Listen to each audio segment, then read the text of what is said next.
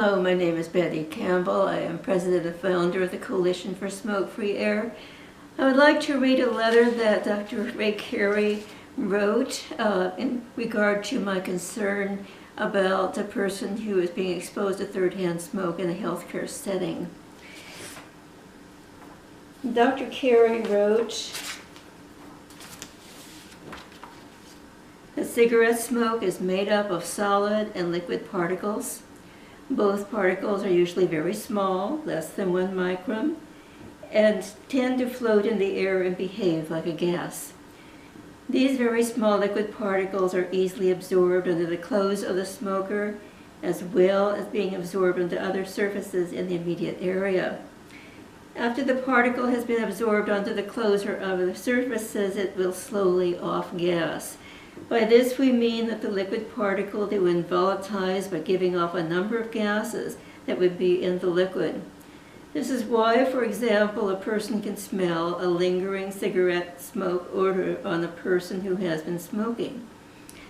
The odor is due to the off-gassing of the liquid particle that has been deposited on the clothes and other surfaces in the immediate area of a smoker, and the off-gassing can continue for some period of time.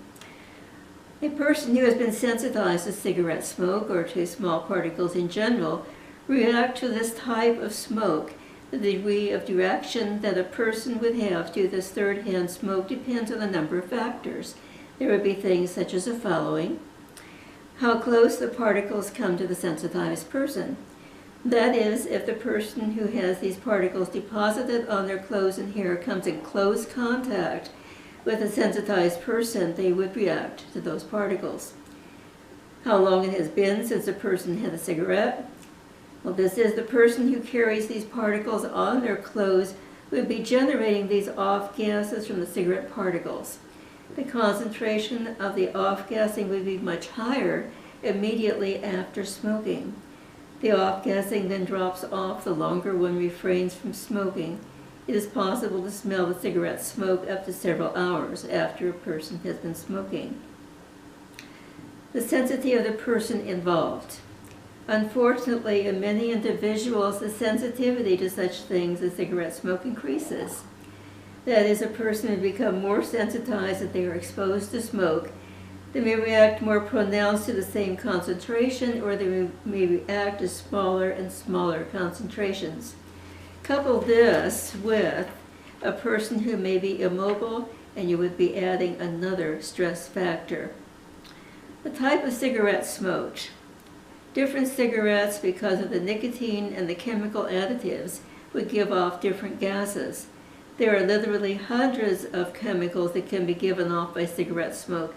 It is difficult to anticipate which particular gas may be sensitizing to an individual, but the following gases are present in many of the cigarettes: ammonia, carbon monoxide, carbon dioxide, oxides of nitrogen, tar, which is chloroform extract, nicotine, and others.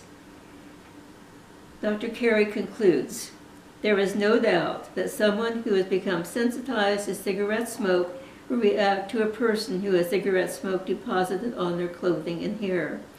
This would occur even if the smoking had taken place in another room or even outside of the building. As soon as an individual came back into a building with the cigarette liquid drops and particles deposited on their clothes and hair come in close proximity with a sensitized person, that person would react to the cigarette smoke. The degree of reaction would vary from individual to individual, but would be influenced by the factors listed above. Well, Dr. Carey sent this to me in a letter in July 2nd of 2001, and is now included in the information packet provided by the Coalition for Smoke-Free Air, copyright 2017, Betty Campbell. I'd like to tell you about Dr. Carey. He earned his BS degree from Jamestown College in Physics and Mathematics in 1958. His master's degree from the University of Minnesota in Radiological Health and Public Health in 1964, and his PhD from the University of Iowa in Preventive Medicine and Environmental Sciences in 1967. Dr. Carey serves on the Board of Directors for Arizonans for Non-Smokers' Rights. Dr. Carey has served as a health consultant for many years, and we're very grateful to have his service. Thank you for sharing. Thank you for listening.